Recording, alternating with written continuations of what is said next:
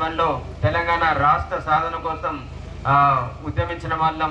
ఆనాడు రాష్ట్రం కోసం పార్టీ ఏర్పడగానే మరి మన రాష్ట్రం మనకు కావాలని చెప్పేసి ఉద్యమంలో కేసీఆర్ గారి వెంట నడిచిన వాళ్ళం కాబట్టి తప్పకుండా రైతు ధర్నా అనగానే నాకు కూడా రాబుద్దయింది. ఈ ధర్నాలో నేను కూడా పాల్గొన బుద్ధి వచ్చిన మీ అందరితోని కలిసే అవకాశం కూడా ఉంటుందని వచ్చిన.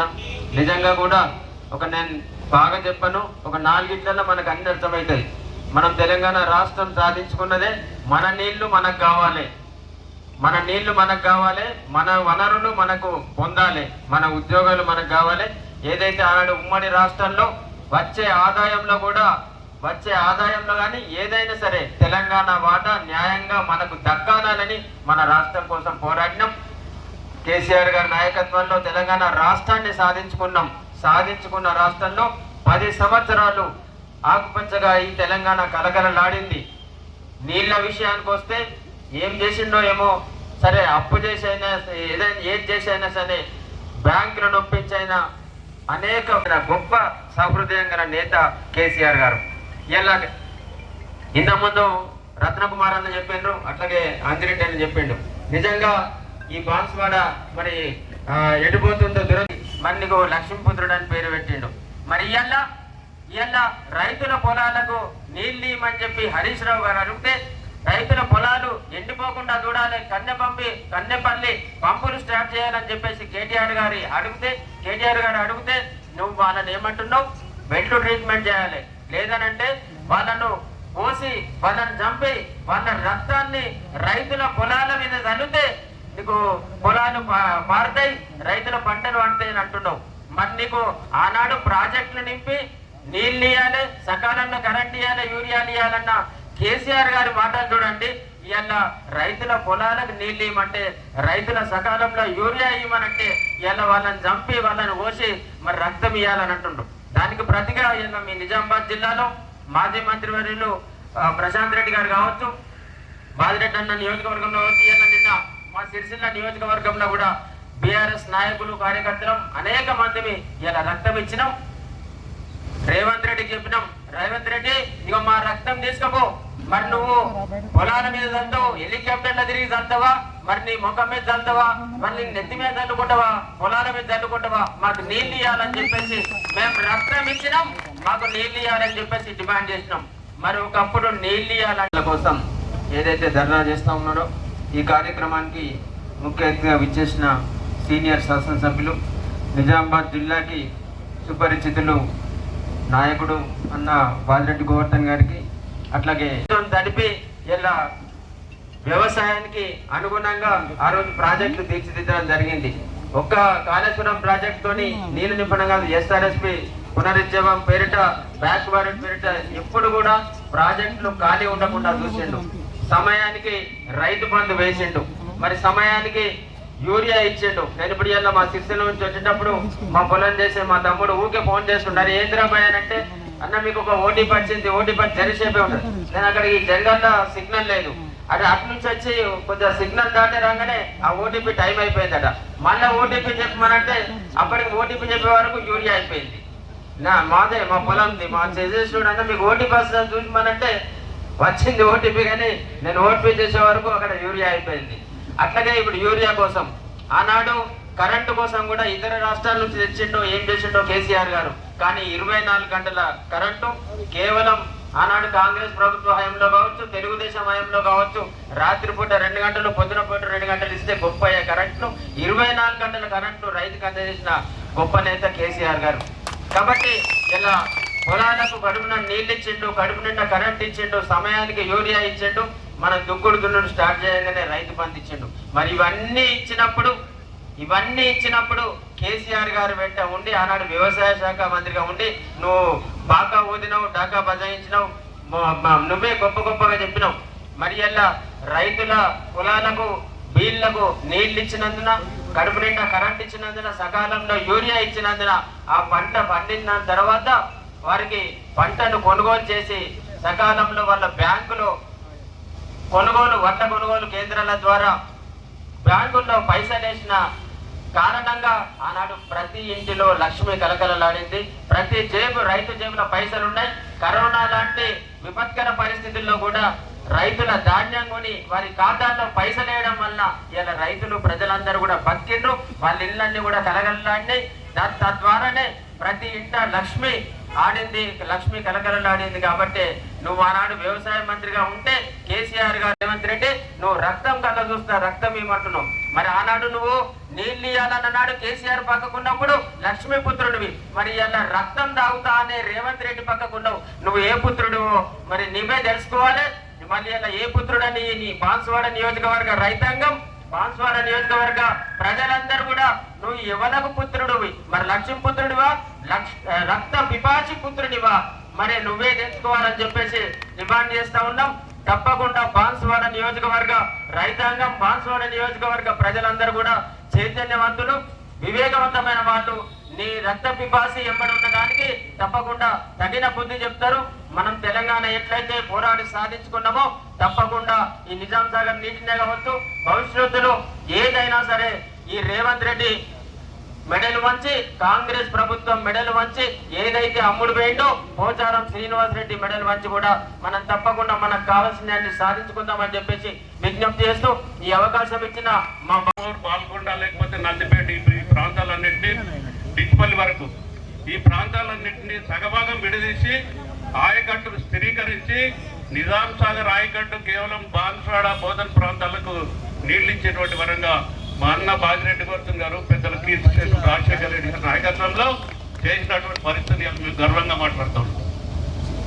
ఆ రోజు జరిగినటువంటి నిజాం సాగర్ కాలువల ఆధునీకరణ కానీ, నిజాం సాగర్ ఆయకట్టును స్థిరీకరించడం వల్ల ఈ ప్రాంత రైతాంగం 2 పంటలు స్పష్టంగా పండించుకున్నటువంటి పరిస్థితిని మా అన్న బాజిరెడ్డి గౌతమ్ గారు, సరే పార్టీలకు అతీతమైన పెద్దలు సుదర్శన్ రెడ్డి గారు ఇద్దరు వల్ల జరిగిందని మేము ప్రత్యేకంగా మాట్లాడుతున్నాం. ఇన్ని జరిగిన తర్వాత ఈ పెద్ద మనిషి నిజాం సాగర్ ఆయకట్టుకు నీళ్లు ఇచ్చేటువంటి విధానం పోచారం శ్రీనివాస్ రెడ్డి గారికి ఒక్కటే తెలుసట. ఇవాళ కొంతమంది చెప్తా ఉన్నారు, శ్రీనివాస్ రెడ్డి గారు మిమ్మల్ని స్పష్టంగా అడుగుతున్నాం, 30 ఏళ్ల శాసనసభ్యత్వ పరిస్థితి, 6 పర్యాయాలు శాసనసభ్యుడిగా ఒక బై ఎలక్షన్లో ఎన్నికైనటువంటి మీరు ఎక్కడ ఏ రోజు నిజాం సాగర్ నీటిని సక్రమంగా వినియోగించారని చెప్పాలంటే, సరే గత విషయాలు ఎన్ని మాట్లాడినా కూడా మొన్నటికి మొన్న గత ఖరీఫ్ సీజన్లో నిజాం సాగర్ ఆయకట్టు కెపాసిటీ, ప్రాజెక్టు కెపాసిటీ 17 టీఎంసీలు అయితే నిజాం సాగర్ ప్రాజెక్ట్ నుంచి బయటకు వెళ్ళినటువంటి నీళ్లు 200 టీఎంసీలు. 200 టీఎంసీలు బయటకు వెళ్తే కనీసం సింగూర్ బ్యాలెన్స్ రిజర్వాయర్, నిజాం సాగర్ 2 కనుక మనం బ్యాలెన్స్ చేసుకుంటే 4 పంటలకు నీళ్లు రావాల్సినటువంటి పరిస్థితి. ఏం చేసింది మీరని వాళ్ళు అడుగుతా ఉన్నాం. కేవలం కళ్ళబల్లి మాటలు, కళ్ళబల్లి కథలు చెప్పుకుంటా 25 ఏళ్ళు 30 నుంచి కాన్స్టిట్యూన్సీని ఒక ఆదాయ వనరుగా చేసుకుని దోపిడీ చేస్తూ, దొంగతనాలు చేస్తూ ఇష్టం వచ్చినట్టు మాట్లాడుతున్నటువంటి పరిస్థితి. ఇవాళ ఇంట్లో కూర్చొని రైతాంగం ఇబ్బంది పడుతుంటే, నారుమళ్ళు ఎండిపోతుంటే, నాట్లకు నీళ్లు లేకపోతే ఏం చేస్తున్నారని చెప్పి వాళ్ళు అడుగుతా ఉన్నాం. ఇన్ని మాట్లాడిన తర్వాత కూడా ఒక్కటే చెప్తున్నాం, నిజాం సాగర్ ఆయకట్టు రాజశేఖర రెడ్డి గారి వల్ల లేకపోతే కేసీఆర్ గారి వల్ల ఒక పరిస్థితికి వచ్చింది. 2 టీఎంసీలు రోజు లిఫ్ట్ చేసి ఏదైతే నిజాం సాగర్ ప్రాజెక్టు నేను గతంలో నీళ్లు తెచ్చాను అన్నటువంటి శ్రీనివాస్ రెడ్డి గారు ఇవాళ ఎందుకు మొద్దు నిద్రపోతున్నారని చెప్పాలని అడుగుతాం. రేవంత్ రెడ్డి గారు రాష్ట్ర ప్రయోజనాలన్నీ, రైతాంగ ప్రయోజనాలని పన్నంగా పెట్టి ఆయన ఇష్టమైనటువంటి శ్రీనివాస్ రెడ్డి గారు ఆయన కాంట్రాక్టులు, ఏ కాంట్రాక్టు పనులు మనం చేసుకుంటే లేదా ఏ ప్రాజెక్టుకు నిధులు తెస్తే మనకు కమిషన్లు వస్తాయనేటువంటి కార్యక్రమం తప్ప పోచారం శ్రీనివాస్ రెడ్డి గారు ప్రత్యేకంగా ఈ నియోజకవర్గానికి ఏనాడు చేసింది ఏమీ లేదని ప్రత్యేకంగా మాట్లాడుతూ ఇవాళ ఒక్కటి స్పష్టంగా చెప్తున్నాం. పోచారం శ్రీనివాస్ రెడ్డి గారు మీకు ఒక అవకాశం ఉంది, సరే మంచికి వెళ్ళినవా చెడుకి వెళ్ళినవా, వెళ్ళి బీఆర్ఎస్ పార్టీని వదిలి కాంగ్రెస్ పార్టీలోకి వెళ్ళినాం.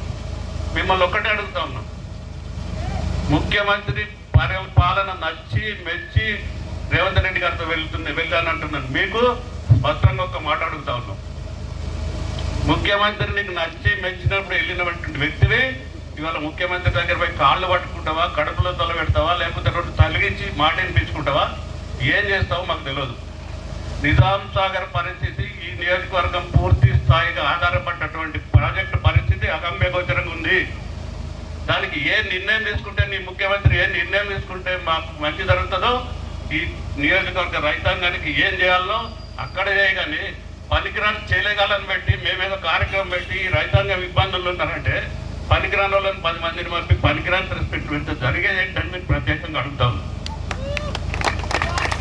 ఇంకొక మాట చెప్తా ఉన్నాం, ఒకవేళ స్పీకర్ గారు మీరేదో బీఆర్ఎస్ శాసనసభ్యులు అంటారు, మేమైతే బీఆర్ఎస్ శాసనసభ్యులు కాదు, కాంగ్రెస్ అమ్ముడు పోయిండు, కాంగ్రెస్ దగ్గర గీతమో గుంట్లో చేస్తున్నాడు అని చెప్తా ఉన్నాం. మరి అలాంటి వ్యక్తిని నిన్ను ఒకటే అడుగుతున్నాం, ఒకవేళ టీఆర్ఎస్ కు సంబంధించిన శాసనసభ్యుడు అని ఇంకా ఏమన్నా క్రమారమి 2009లో కేసీఆర్ గారు భాగస్వామ్యంతో తెలుగుదేశం పార్టీతో జతకట్టి గెలిచినటువంటి శాసనసభ్యుడు 2012లో కానీ 2014లో కానీ 2018లో కానీ 2023లో కానీ 5 పర్యాయాలు కేసీఆర్ గారి దయతో శాసనసభ్యుడు అయినటువంటి వ్యక్తివి, ఎక్కడ అధికారం ఉంటే అక్కడ బ్రతికినటువంటి వ్యక్తివి. నీకు ఒకటే అడుగుతున్నాం, రా మాతో పాటు కండు వేసుకొని తిరుగుదాం, రేవంత్ రెడ్డి నిలదీద్దాం, కాళేశ్వరం నీళ్లు నిజాం సాగర్కి ఎందుకు రావో మనందరం నిలబడి పోరాడదాం, ఈ ప్రభుత్వాన్ని స్తంభింపజేద్దాం. దానికి దమ్ముంటే బయటకు రా, అంతేగాని నంగరాజులాగా రాజకీయ వ్యభిచారిలాగా ఎక్కడ అధికారం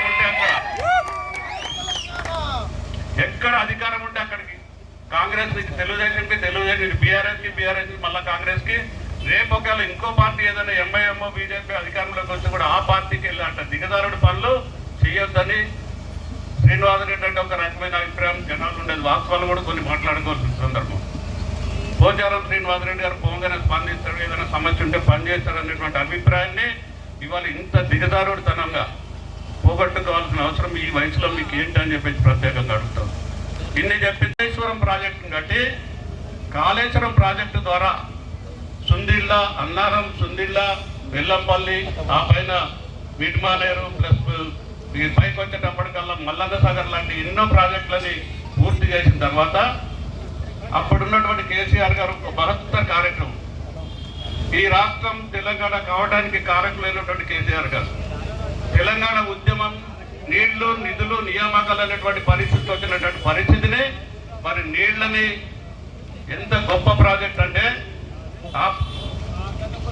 బాబు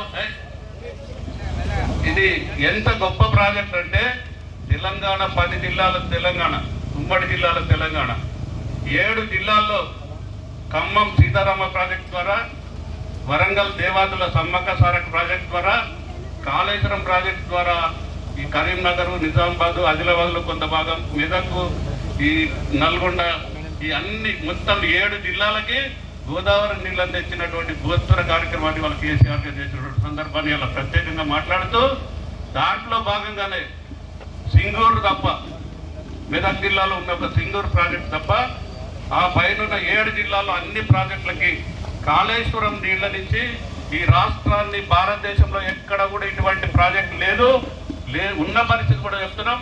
ఒక్క నిర్ణయం ముఖ్యమంత్రి స్థాయిలో ఉన్నటువంటి వ్యక్తి ఒకళ్ళు కనుక నిర్ణయం తీసుకుంటే తెలంగాణలో భవిష్యత్తులో కూడా కరువు ఉండేటువంటి పరిస్థితిని ప్రాజెక్టును తెస్తే ఇవాళ ఆ ప్రాజెక్టును వినియోగంలో పెట్టకుండా 2 టీఎంసీలు రోజు మనం పంపిణీ చేసుకునేటువంటి అవకాశం ఉంటే పనికిరాని కారణాలు చెప్పి దొంగ మాటలు చెప్పుకుంటా అధికారం లేనప్పుడు ఇష్టం వచ్చినట్టు మాట్లాడి ఇవాళ అధికారం రాగానే తప్పుడు మాటలు, అవినీతికి మరకలు అందిద్దామనేటువంటి ప్రత్యేక కార్యక్రమం రేవంత్ రెడ్డి గారు పెట్టుకొని ఇవాళ శ్రీనివాసరెడ్డి గారు, రేవంత్ రెడ్డి గారు ఈ నియోజకవర్గ రైతాంగాన్ని పెద్ద ఎత్తున అన్యాయం చేస్తున్నటువంటి పరిస్థితిని మనం అందరం ముందుంచి ఇవాళ నియోజకవర్గం పూర్తి స్థాయిలో రైతాంగం, రైతు కూలీలతో నిండినటువంటి ప్రభుత్వం. 70,000 కుటుంబాలు, దగ్గర 80,000 కుటుంబాలు ఉంటే 70,000 కుటుంబాలు రైతాంగం, రైతు కూలీలు. మా జీవనోపాధి, మా బ్రతుకు పూర్తిగా నిజాం సాగర్ ప్రాజెక్టు మీద ఆధారపడింది. దానికి నిర్ణయాలు చేసే క్రమంలో మీరు ఏ తప్పు చేసినా కూడా ఏ ఒక్క బీఆర్ఎస్ కార్యకర్త కూడా ఊరుకోడు. మిమ్మల్ని అవసరమైతే ఈ నియోజకవర్గంలో బీఆర్ఎస్ శక్తి ఎంతుంటే అంత రేపటి రోజున ఈ నియోజకవర్గంలో ఉన్న 4 ఉమ్మడి మండల కేంద్రాలు పెద్ద ఎత్తున ఆందోళన కార్యక్రమాలు, ఇదే రకమైనటువంటి ధర్నాలు చేస్తాం. మీరు వినకపోతే మీ ఇంటిని ముట్టడిస్తామని చెప్పి ప్రత్యేకంగా చెప్తా ఉన్నాం. ఒళ్ళు దగ్గర పెట్టుకుని చివరి రోజుల్లో ప్రాణాలు పోయే స్థితికి వచ్చినా కూడా నలుగురికి మంచి చేసే కార్యక్రమం చేయగాని పనికిరాని జిమ్మికులు చేసి ఇష్టమైనట్టు మాట్లాడుతూ ఊరుకునేదని ప్రత్యేకంగా చెప్తూ దీనికి ఈ కార్యక్రమానికి చేసినటువంటి రైతాంగానికి కానీ బీఆర్ఎస్ కార్యకర్తలు కానీ ప్రత్యేకంగా విజ్ఞప్తి చేస్తున్నాం. ఎవరికి ఎన్ని పనులున్నా రేపు బీర్పూర్లో కానీ లేదా ఇంకో చోట బర్నీలో కానీ లేకపోతే బాన్పూర్లో కానీ ఏ కార్యక్రమం ఇచ్చినా ఈ కార్యక్రమం మాదనే రకంగా మీరు కార్యకర్తలు పనిచేయాలని ప్రత్యేకంగా మీ అందరినీ కోరుకుంటూ,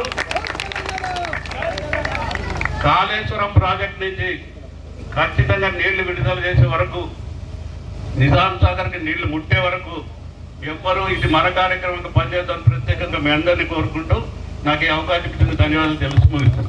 అనేక అనుమతులు పొంది ఇలా కాళేశ్వరం లాంటి ప్రాజెక్టును నిర్మించి ఇంతకుముందు మిత్రుడు సీనన్న చెప్పాడు. నిజంగానే చిన్నప్పుడు చదువుకున్నప్పుడు ఈ రాష్ట్రంలో నాగార్జున సాగర్ ప్రాజెక్ట్ చూసేందుకు పోతుంటిమి, లేకపోతే ఇక్కడ శ్రీరామ్ సాగర్ ప్రాజెక్ట్ చూసేందుకు అతుంటి. ప్రాజెక్టులు ఎట్లుంటాయని నిజాం సాగర్ ప్రాజెక్ట్ ఇట్లా తరబడి దశాబ్దాల తరబడి ఆ ప్రాజెక్టులు నిర్మించబడ్డాయని విన్నాం.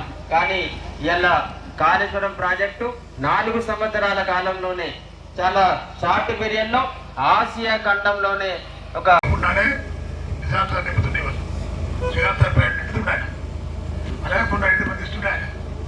ఇవన్నీ చేస్తున్నటువంటి నాయకుడిని మనం పోగొట్టుకొని దురాశతోటి ఈ దొంగని మనం గెలిపిస్తే ఇలా రాష్ట్రం దొంగలిస్తున్నాడు తప్ప మనకి ఎక్కిస్తున్నాడు. అలాంటి వాడు కళ్ళు తెరవాలంటే ధర్నా చేయాల్సిందే, బుద్ధి చెప్పాల్సిందే. నేనేమంటున్నా అంటే ఇవాళ కరెంటు దిక్కులే మనం మన పూర్వాలతో 10 గంటల కరెంట్ వస్తుంది. ఒక 10 గంటలు అంటున్నాను, ఆ 10 గంటలు 4 గంటలు పీకుతున్నాయి, ఇచ్చే 6 గంటలు ఇప్పుడు వస్తే ఎప్పుడు వస్తుంది మనకు.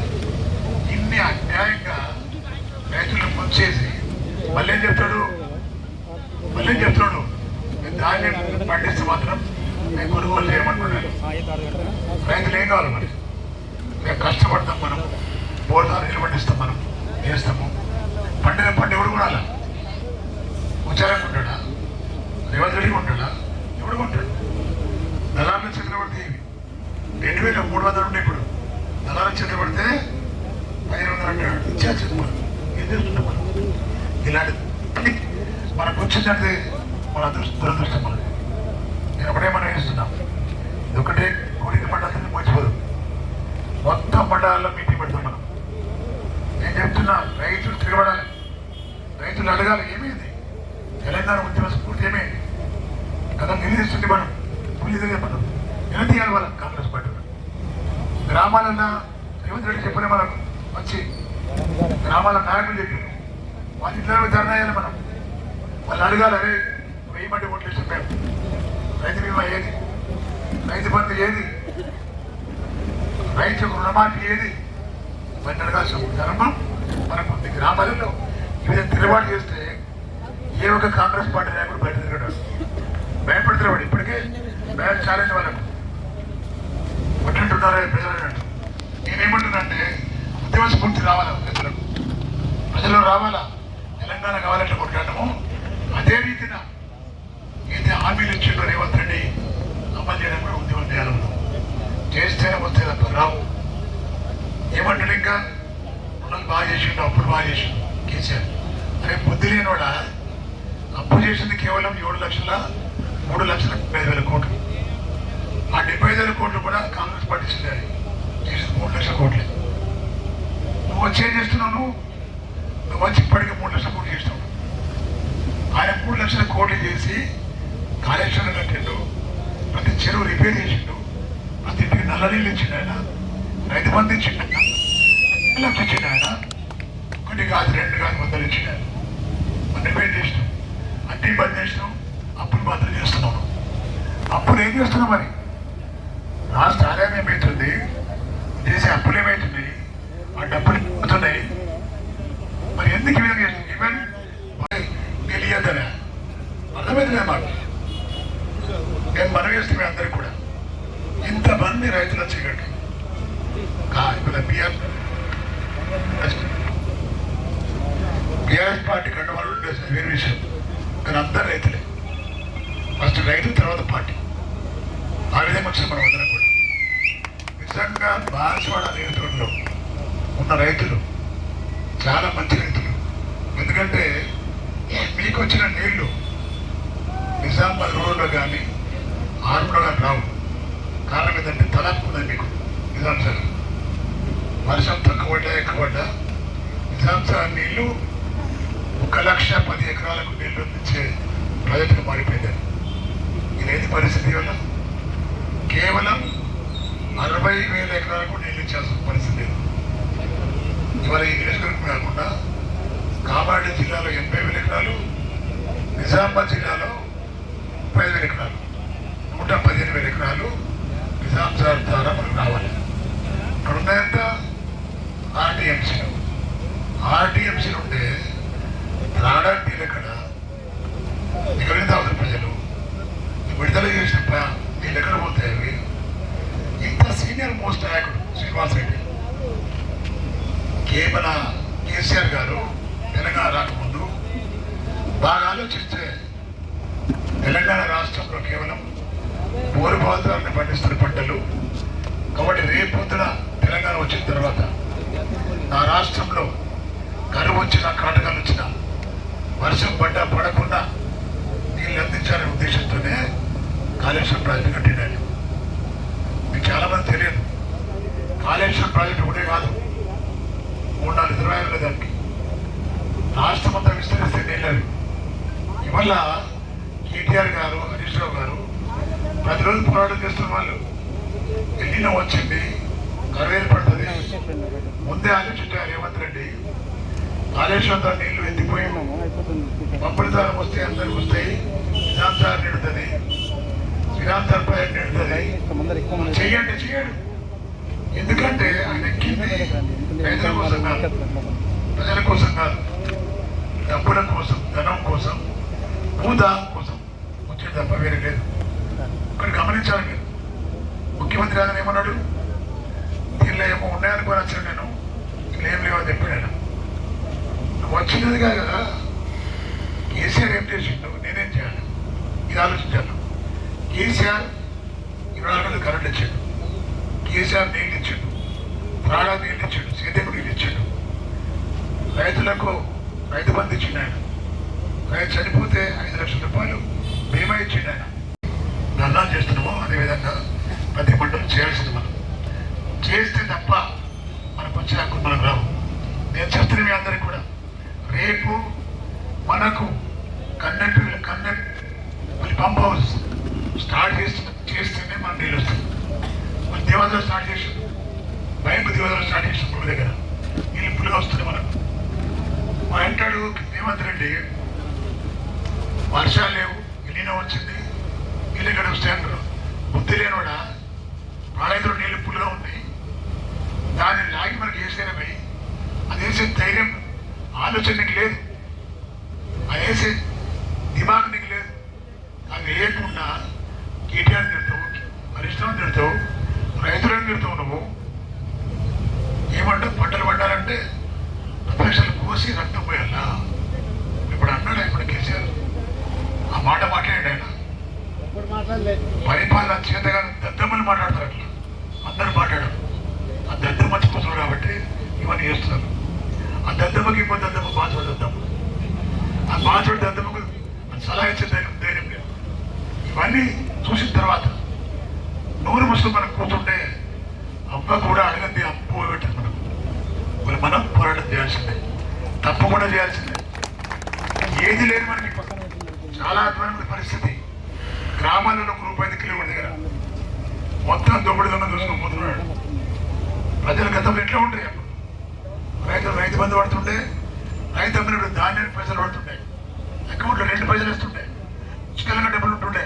ఇప్పుడు ఏమీ లేవు పైసలు, మొత్తం దోపిడీ చేసి కాంగ్రెస్ పార్టీ ర్యాంకులు జేబులో అవుతున్నాయి. కాబట్టి మనం సుఖంగా సంతోషంగా ఉండాలన్నప్పుడు తప్పకుండా పోరాటం చేయాల్సిందే, ఉద్యోగం చేయాల్సిందే. నిజంగా ఇవాళ ఇంత జనం, ఇంతమంది రైతులు ఒక పిలుపు మేరకు కొన్ని వందల మందికి వచ్చి ధర్నాను సక్సెస్ఫుల్ చేశారు. మీ అందరికీ నాకు ధన్యవాదాలు తెలుస్తున్నాను.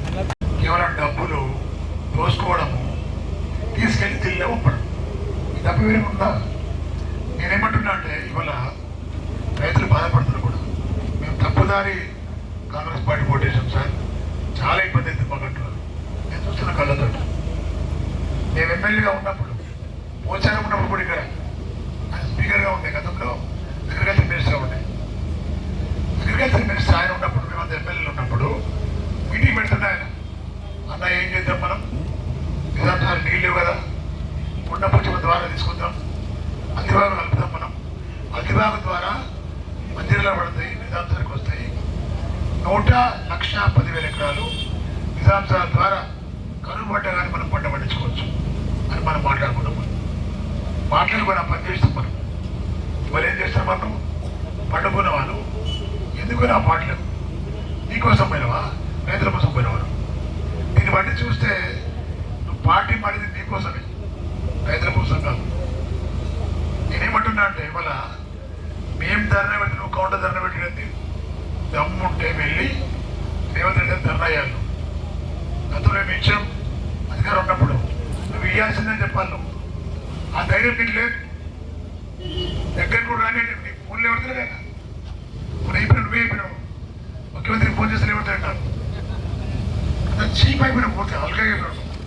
ఎందుకైనా వాడు మంత్రులు ఫోన్ లేవట్టారు ముఖ్యమంత్రి లేవట్టాడు ఎందుకైనా మరి చక్కగా పోయి కేసీఆర్ కాలు పట్టుకో కదా అది క్షమిస్తాడు ఆయన ఎన్నో ఉంటాడు ఇంకా అంటాడట పార్టీలో మనవాడు ఎందుకు వచ్చాడండి ఎందుకైనా మరి రైతుల కోసం పోవాలి నువ్వు రైతుల సలహాదారు పెట్టుకుంటే సీఎం గారు ఏం సలహా ఇస్తున్నాను రైతు బంధు చెప్తున్నాయి నిజాం సార్ నీళ్ళు నింపదని చెప్తున్నావా ఏం చెప్తున్నాడు ఏం చెప్పి సలహాలు ఇస్తున్నాడు నీకు దొంగ సలహాలు ఇస్తున్నావా మంచి సలహా ఇస్తున్నాను సిగ్గుండాలి కొంచెం అన్న నేనేమంటున్నా అంటే ఇవాళ నిజాం సార్లో ఉన్న కెపాసిటీ 15 టీఎంసీలు ఇక్కడ లేవు ఇప్పుడు వర్షాలు లేవు నిజాం సార్ నిధులు లేదు ఉన్నాయి 5-6 టీఎంసీలు సరిపో మనకు అదే సింగూరులో 4 టీఎంసీలు లేదు అది తాగడానికి మనకు వస్తాయి మనకు రావు మరి ఏం చేద్దాం మనం అది దృష్టి పెట్టుకునే కేసీఆర్ గారు ఇవాళ అంటున్నాడు రేవంత్ రెడ్డి అంటున్నాడు కేసీఆర్ అంటున్నాడు ఇప్పుడు ఫామ్ హౌస్ పట్టుకున్నాడు అరే ఫామ్ హౌస్లో పట్టుకుడు కాదా బాబు అన్నీ ఆలోచిస్తున్నాడు నువ్వు మాట్లాడే ప్రతి మాట ఇంటున్నాడు ఆయన కళ్ళు మూసుకొని లేడా ఇవన్నీ లెక్కలు చూస్తే వేసిన తర్వాత నీకు నువ్వు ఈ రాష్ట్రం ఉంటే పారిపోతుంది తెలియదు విషయం నేను చెప్తున్నా మీకు ఎన్ని మాటలు నువ్వు అంటున్నావో ఎన్ని అన్యాయాలు చేస్తున్నావో రైతులకు ప్రజలకు ఇవన్నీ జవాబు నీకు ఇస్తాడు ఆయన ఏం సపడే కూర్చున్నాను అనుకోతున్నావు ఇవన్నీ ఇస్తే మనకు మన నాయకుడు టైం చూస్తున్నాడు టైం కోసం ఏం చేస్తున్నాడు ఈ ఒక్క పుట్ట జరగడం కోసం కేవలం కేటీఆర్ చాలు హరీశ్రావు చాలు ఇది ఎవరు అవసరం లేదు మనకు మన నాయకులు మనకు మన ధైర్యంగా ఉండాలి పోరాటం చేయాలి ఏది ఉన్నా పోలీస్ డిపార్ట్మెంట్ కానీ ఇతరులు ఎవరైనా కానీ అక్రమ కేసులు విన్నా కానీ మేమున్నా మీకుంటాం అప్పుడు మీకు సపోర్ట్ చేస్తాం మేము అందులో ఉన్నామని తెలియజేస్తూ చాలా సంతోషం ఇవాళ నా డిమాండ్ అనుకో అందరి డిమాండ్ ఒకటి ఇమీడియట్గా నిజాం సార్ నీళ్ళు నింపాలా లేదా నీళ్ళు అందించాలా ఎందుకంటే ఇప్పుడే పంట ఎండిపోతుంది ఉన్న నీళ్ళు విడుదల చేయాలి ఇప్పుడు నిజాం సార్ ఉన్న నీళ్లు తొందరగా విడుదల చేయాల్సి ఇప్పుడు ఎవరు చెప్తున్నారు మాట నిన్న కలెక్టర్ పోయి కమాండ్ కలెక్టర్ పోయి నిజాం సార్ గేట్ తాళం వేసినాడు ఆయన ఎందుకో అర్థం కాదు బీఆర్ఎస్ పార్టీలు పెద్దలు కూడా అనుకుంటాను కానీ నేను చెప్తున్నా నిజాం సార్ నీళ్ళు విడుదల చేయాలా పైనుంచి గుణపోచంపల్లి నింపాలా అక్కడి నుంచి అల్లివాళ్ళు వేయాలా నిజాం సార్ రావాలా కంటిన్యూగా వాటర్ వస్తే మనం బతున్నాము చాలా అయితే ఇప్పుడు మన అందరం డిమాండ్ ఒకటే నేను చెప్తున్నా మనం డిమాండ్ అందరూ చేయగొట్టాలా నిజాం సార్ నీరు జై తెలంగాణ యూరియా ఎత్తిలాడు పాదాన్ని నేను తెప్పించుకున్నప్పటి తుక్కు పాదాలు మొత్తం పాదాలు లేవు ఆ సంచులు లారీ మీద వేస్తే ఇటుపక్క అందుక బట్టలు కానిపోతలేదు ఇలాంటి దుస్థితి మనకి ఇప్పుడు వచ్చిందా కేసీఆర్ ఉన్నప్పుడు దేవుళ్ళ ఉంది కేసీఆర్ రాజులాగా పరిపాలించాడు దొంగచ్చి కూర్చోడు ఇప్పుడు ఏం చేద్దాం మనం తిరుగుబాటు చేసిన తప్ప మనకు వచ్చే హక్కులు మనకు రావు దయచేసి చెప్తున్నా